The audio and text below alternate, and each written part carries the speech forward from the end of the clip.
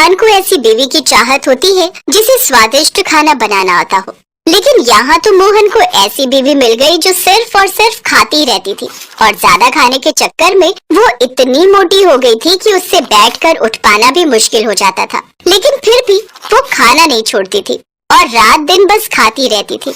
दरअसल शादी के वक्त मोहन को नहीं पता था कि उसकी बीवी इतनी भुक्कड़ है, क्योंकि मोहन की अरेंज मैरिज हुई थी। शादी से पहले मोहन अपनी बीवी शेफाली से एक बार भी नहीं मिला था। अपने एक रिश्तेदार के कहने पर उसने उससे शादी के लिए हाँ कर दी थी। मोहन एक छोटा सा ढाबा चलाता था और वही सुनकर शेफाली मोहन से शादी करने के लिए राजी हुई थी। मोहन को इस बात का एहसास तो सुहाग रात में हुआ और देखा शेफाली सिसक सिसक कर रो रही है। क्या हुआ शेफाली, रो मत, घर की याद आ रही क्या? देखो, हर एक लड़की को एक ना एक दिन ससुराल तो आना ही पड़ता है, रो मत। शेफाली ने कहा, मैं उस वजह से नहीं रो रही हूँ। तो फिर क्यों रो रही हो? मुझे भूख लगी है। पूरे 1 घंटे पहले मैंने मिठाई खाई थी, उसके बाद मैंने कुछ नहीं खाया। लेकिन 1 घंटे में तुम्हें भूख कैसे लग गई? मुझे खाने के 5 मिनट बाद भूख लग जाती है। आप 1 घंटे की बात कर रहे हो, मुझे खाना ला कर दो। अब ठीक है, मैं खाना लाता हूँ। शादी का खाना बच गया था, उसमें से मोहन ने शेफाली को बटर नान और छोले ला कर दिया। अरे वाह, ये तो मुझे बहुत पसंद है। शेफाली ने 1 मिनट के अंदर 10 बटर नान खत्म कर दिया और कहा, और नान लाइए। मोहन और 10 नान लेकर आया। शेफाली ने वो भी 1 मिनट के अंदर खत्म कर दिया। और लाइए। अब नान तो खत्म है। तो फिर राइस, बिरयानी और मटन लाइए। मोहन दौड़कर खाना लाने लगा और शेफाली खाती गई। और लाइए। अरे सारा खाना खत्म हो गया शेफाली। मुझे कुछ नहीं पता, मुझे खाना ला कर दीजिए, मुझे मैगी बना कर दीजिए। इतना खाने के बाद भी शेफाली की भूख खत्म नहीं हुई। मोहन ने एक साथ 10 पैकेट मैगी बना कर दिया और मैगी खाने के बाद शेफाली ने कहा, हाँ अब थोड़ा ठीक लग रहा है, चलिए सो जाइए। शेफाली रजाई ओढ़कर सो गई। मोहन भी सो गया और नींद में शेफाली एक के बाद एक जहरीली बदबूदार गैस छोड़ने लगी। अरे ये किससे शादी कर ली मैंने? इससे अच्छा तो मैं पूरी जिंदगी अकेला रहता। लेकिन अब पछताए होत क्या जब चिड़िया चुग गई खेत। ये तो बस शुरुआत थी। अगले दिन सुबह उठकर घर के जितनी भी सब्जियां थी शेफाली वो सब कच्ची खा गई। मोहन ने उठकर देखा तो रसोई में खाने के लिए कुछ भी नहीं था। ये क्या, यहाँ तो कुछ भी नहीं है। मुझे क्या पता, मुझे भूख लगी थी इसलिए मैंने सब कुछ खा लिया। अब मुझे दोपहर को फिर से भूख लगेगी, तब मैं क्या खाऊंगी? ठीक है, मैं ढाबे से तुम्हारे लिए खाना भेज दूंगा।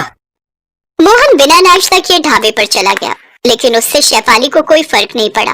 वो बस खाने के बारे में ही सोचने लगी। दोपहर को ढाबे से मोहन ने 2 प्लेट बिरयानी भेज दिया, लेकिन 2 प्लेट बिरयानी खाकर भी शेफाली का पेट नहीं भरा। शाम को मोहन के लौटने पर शेफाली जोर जोर से रोने लगी। अब क्या हुआ, क्यों रो रही हो? खाना तो भेज दिया था मैंने। 2 प्लेट बिरयानी से मेरा पेट नहीं भरा। आपको तो पता है मैं कितना खाती हूँ, मुझे कम से कम 20 प्लेट बिरयानी चाहिए। 20 प्लेट? शेफाली मैं गरीब हूँ, ढाबे से ज्यादा पैसा आता नहीं है। ऊपर से तुम इतना ज्यादा खाओगी तो कैसे चलेगा बताओ? और अपना वजन देख रही हो? अरे ऐसे ही वजन बढ़ता रहा तो 100 बीमारियां आकर जकड़ लेंगी तुम्हें। क्या?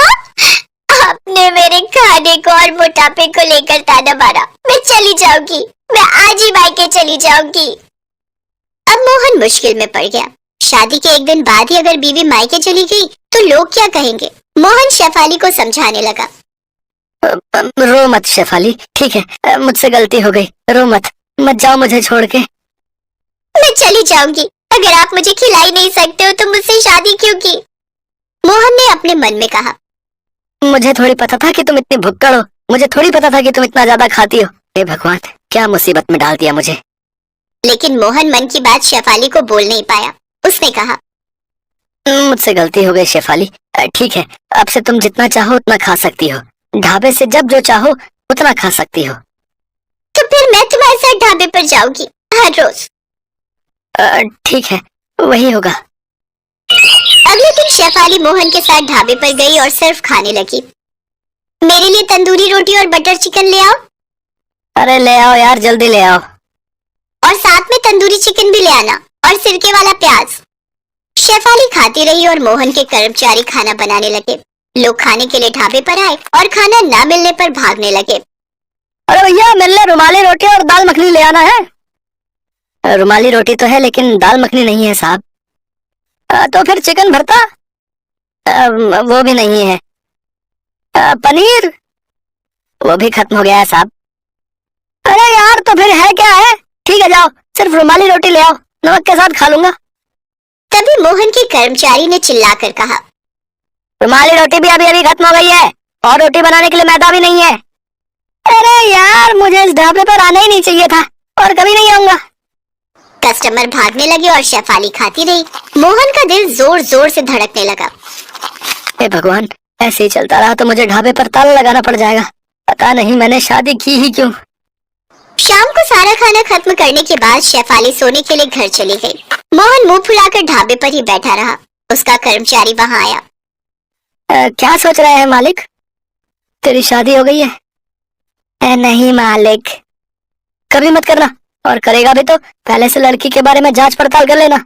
मेरी तो जिंदगी खराब हो गई है, लेकिन तू अपनी जिंदगी खराब मत करना। हिम्मत रखिए मालिक, मालकिन को एक ना एक दिन समझ में आ जाएगा कि इतना ज्यादा खाना अच्छी बात नहीं है। तब तक मेरे फोटो पर माला चढ़ चुकी होगी। इसके बाद 1 महीने तक शेफाली ढाबे से खाना खत्म करने लगी। मोहन और गरीब होता गया और महीने के अंत में लोगों से उसे उधार भी लेना पड़ा। मोहन जब सब कुछ छोड़ छाड़ कर भागने की सोच ही रहा था, तभी एक रात को अचानक से शेफाली के सीने में दर्द होने लगा। बहुत दर्द हो रहा है। शेफाली सीना पकड़कर बैठ गई। मोहन उसे तुरंत अस्पताल ले गया और डॉक्टर ने कहा, शेफाली जी, छोटा मोटा हार्ट अटैक हुआ है आपको। Heart attack? लेकिन कैसे? क्यों? अभी तो मेरी उम्र इतनी कम है। हार्ट अटैक उम्र देखकर नहीं, लाइफस्टाइल देखकर आता है। आपको ये सब खाना बंद करना होगा। आपके शरीर में कोलेस्ट्रॉल बहुत ज्यादा है। मुझे इतनी जल्दी मरना नहीं है, मैं मरना नहीं चाहती हूँ। आपको काम करना होगा, खाना कम करना होगा, नहीं तो फिर से हार्ट अटैक आ जाएगा। शेफाली डर गई और उसके बाद से वो पूरी तरह बदल गई। उसने खाना बहुत कम कर दिया और मोटापा कम करने के लिए वो ढाबे पर काम करने लगी। उससे ढाबे का भी फायदा होने लगा। धीरे धीरे लोग आने लगे और मोहन को मुनाफा हुआ और ऐसे ही भुक्खड़ बीवी पतली हो गई और मोहन अपनी बीवी के साथ खुशी खुशी रहने लगा।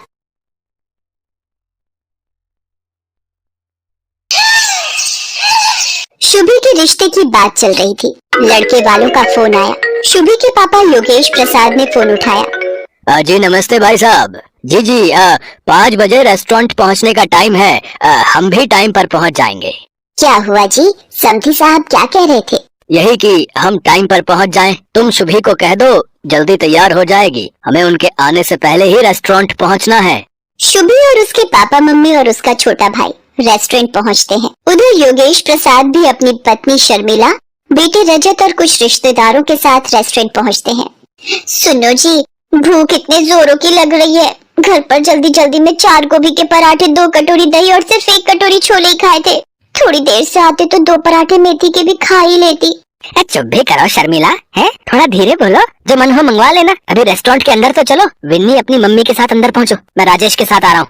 शर्मिला का स्वभाव भुक्कड़ था। उसे कहीं भी जाना हो भूख पहले लगाती थी और वो बेहिसाब खाने लगती थी। उसे अपने पेट पर कंट्रोल नहीं था। कहीं शादी ब्याह में जाना हो, किसी फंक्शन में जाना हो, वो सबसे पहले खाना ढूंढती थी और खाने की चीजों को सामने देखकर उसका खुद पर कंट्रोल कर पाना मुश्किल होता था। रेस्टोरेंट के अंदर सब लोग बैठ जाते हैं। साधना शर्मिला से खाने के लिए पूछती है, बहन जी आप सबको क्या क्या पसंद है वो बता देते तो हम ऑर्डर कर देते हैं सबके लिए। जो जो जिसको चाहिए वो पसंद का आ जाएगा। वैसे sambar, dosa, noodles, chilli potato, momos और मंचूरियन, फ्राइड राइस हमने अभी ऑर्डर कर दिए हैं। डिनर से पहले ये स्नैक्स में ठीक है ना बहन जी? अरे ये तो छोटी मोटी चीजें हैं बच्चों के मतलब की, ये तो मिनटों में हजम हो जाएंगी। आप एक काम कीजिए, 8 प्लेट छोले भटूरे, 6 प्लेट कचौड़ी आलू और 20 समोसे ठीक रहेंगे। ये सब मंगवा लीजिए। सुनो जी, इधर आना जरा। बंदे तो ये सिर्फ थोड़े ही आए हैं। 4 ये खुद घर के लोग हैं और 1 इनके ननद और नंदोई और उनके 2 बच्चे। पर ये इतना सारा खाना ऑर्डर क्यों कर रही हैं? शर्मिला जी शुभी की होने वाली सास है, कुछ बोल नहीं सकती। मैं ऑर्डर देकर आता हूँ। पंकज बेटा जरा मेरे साथ आओ। और फिर भुक्खड़ शर्मिला ने बिना कोई शर्म किए सब खाना मिनटों में चट कर दिया। फिर वैसे मीठे में अगर रबड़ी जलेबी और मिल जाए तो। जी जी बहन जी, मैं अभी ऑर्डर कर देता हूँ। पंकज बेटा, काउंटर पर बोल दो कि यहाँ के लिए जो गुलाब जामुन ऑर्डर किए हैं उनके साथ रबड़ी जलेबी भी भिजवा दें। वैसे तो मैं इतना खाती नहीं हूँ, पर आज मेरे बेटे की शादी पक्की हो रही है तो इसी खुशी में थोड़ा बहुत मैंने सोचा खा लिया जाए। आप सब जोर दे रहे थे तो मुझे खाना पड़ा। अच्छा योगेश प्रसाद जी, अब हम चलते हैं। और फिर कुछ दिनों बाद धूमधाम से शुभी और राजेश की शादी हो जाती है। शुभी शादी के बाद फेरा डालने जाती है। परिवार के सब लोग शुभी के साथ जाते हैं। शुभी, तेरे सास ससुर को जो भी पसंद है बता दे, मैं वही मंगवा भी लूंगी और काफी कुछ घर पर भी बना लिया है। अरे मम्मी, मेरे ससुराल वाले सब कुछ खा लेते हैं, आप चिंता मत करो। सुनो जी, भूख के मारे आते निकल आई हैं। नाश्ते में सिर्फ गोभी और पनीर के पकोड़े खाए थे ताकि थोड़ा खाली पेट रखो तो यहाँ अच्छे से खा सको। ये चिप्स और ड्राई फ्रूट से भला पेट भरता है? विन्नी, सुन जरा देख कर आ, शुभी को रसोई में गए आधा घंटा हो गया है। मम्मी थोड़ा वेट करो, आ जाएगा कुछ न कुछ खाने के लिए। भूख पर थोड़ा कंट्रोल कर लो आ गई भाभी।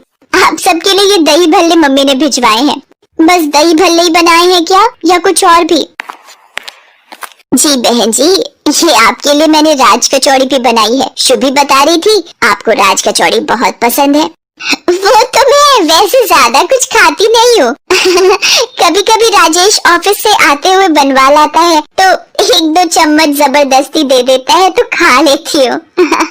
वरना मुझे खाने पीने का इतना शौक नहीं है। शर्मिला को इस तरह से कहते हुए देख विन्नी और राजेश उसकी शक्ल देखकर हैरान रह जाते हैं। मम्मी, अच्छा झूठ बोल रही हो, सबसे पहले चटकारे लेकर तुम ही खाती हो। शुभी, वो जरा हरी चटनी और पकड़ाना, और ये इमली वाली सॉल्ट तो बहुत ही स्वादिष्ट है। जी वो मम्मी घर पर ही बनाती हैं ये गुड़ और इमली की चटनी। साधना, एक काम करो, शर्मिला बहन जी को थोड़ी कचौड़ी और चटनी साथ में बांध कर दे दो। अरे योगेश प्रसाद जी, साथ में क्या करना है, खा तो लिया, इतना कुछ सबने है और अब सबका पेट भी भर चुका है। अब भाई साहब इतने प्यार से बोल रहे हैं तो थोड़ा पैक करवा लेते हैं। साधना बहन जी ने इतने प्यार से बनाया है तो उनका भी तो मान रखना बनता है। शर्मिला के स्वभाव के बारे में सब रिश्तेदार जानते थे, पर कोई भी शर्मिला के मुंह पर कुछ नहीं बोलता था। एक दिन शर्मिला की सहेली पुष्पा की बेटी की शादी थी। मेरी बचपन की सहेली है पुष्पा। आज देखो वक्त कैसे बीत गया, अपनी लड़की की शादी करने जा रही है। हमारे राजेश की शादी में भी वो आई थी तो हमें भी जाना चाहिए। मैं तो कहती हूँ हम पूरे परिवार के साथ शादी में जाते हैं, उसे अच्छा लगेगा। ठीक है शर्मिला, जैसा तुम ठीक समझो। शुभी और राजेश को भी कह दो एक बार साथ चलने को। सब लोग शर्मिला की सहेली पुष्पा की लड़की की शादी में पहुंचते हैं। बधाई हो पुष्पा, बेटी की शादी की बहुत बहुत खुशी हुई। शर्मिला, तुम सब परिवार आई हो, मुझे भी बहुत खुशी है। सब लोग डिनर करके जाना, तुम परिवार के साथ एंजॉय करो, तब तक मैं मेहमानों को देख लेती हूँ, ठीक है? विन्नी, मुझे तो बहुत तेज भूख लगी है। वो सामने स्नैक्स के स्टॉल है, चलकर कुछ खा लेते हैं। मम्मी, मैं अभी नहीं जा रही, अभी तो आए हैं, एकदम से खाना शुरू कर दे अच्छा नहीं लगता। माँ जी चलिए, मैं आपके साथ चलती हूँ। क्या खाएंगे आप? स्टॉल पर भीड़ है, आप यही रुको, मैं आपके लिए कुछ लेकर आती हूँ। शुभी शर्मिला के लिए डोसा स्टॉल से डोसा बनवा कर शर्मिला को दे देती है। शर्मिला शुभी से कहती है, शुभी वो सामने वाले स्टॉल से आलू चाट भी ले लेते हैं। माँ जी आप ये प्लेट पकड़िए, मैं लेकर आती हूँ। सरला, मैंने भी पता नहीं कैसी भुक्कड़ को शादी में बुला लिया। ये शर्मिला तो शुरू से ही भुक्कड़ है, जितने का शगुन का लिफाफा नहीं देगी उससे ज्यादा का तो ये अकेले ही खा लेगी। तुझे तो पता था कि ये शर्मिला अपनी भुक्कड़ आदत की वजह से जानी जाती है, फिर तूने क्यों बुलाया इसे शादी में? छी छी, ये पुष्पा आंटी माँ जी के लिए कितना गलत बोल रही है, और ये माँ जी के पास जाकर क्या बोल रही है? अरे पुष्पा, आओ ना, एक में वाला डोसे का तू भी खा ले। शादी की भागदौड़ में तूने कुछ खाया नहीं होगा। शर्मिला, नहीं, अभी मुझे बहुत काम है। वैसे थोड़ा कंट्रोल करके खाना, ये तुम्हारा घर नहीं है, ये 5 स्टार होटल है। यहाँ पर हर प्लेट की गिनती होती है। 1600 रुपए की एक प्लेट है, ये तुम्हारी चौथी प्लेट है। तुम थोड़ा तो सोचा करो, किसी के यहाँ शादी में आकर इस तरह से व्यवहार करते हैं। इतने का तो तुमने मुझे शगुन नहीं डाला जितना तुम खा चुकी हो अब तक। मेरी बात का बुरा मत मानना, तुम मेरी बचपन की दोस्त हो, इसीलिए हक से कह रही हूँ। अब थोड़ा ध्यान से खाना, इसीलिए एक प्लेट में ले लेना जो लेना है। बार बार प्लेटें झूठी मत करना, पता चले अब प्लेटें कम पड़ जाएं और लड़के वालों को तुम्हारी वजह से भूखा जाना पड़े। चलो तुम खा लो, मैं चलती हूँ, और भी मेहमान आ रहे हैं। शर्मिला की आंखों में पहली बार आंसू छलक आए थे। उसे किसी ने मानो दिल पर चोट दे मारी हो। जो शर्मिला खाने को देखकर टूट पड़ती थी, आज उसके हलक से निवाला नहीं निकला जा रहा था। ये देखकर शुभी का मन खराब हो जाता है और वो गुस्से में आ जाती है और पुष्पा के पास जाती है। आंटी जी एक सेकेंड, क्या आप मेरे साथ थोड़ा साइड में चलेंगे? मुझे कुछ बहुत जरूरी काम है। हाँ जी बोलो, क्या काम है?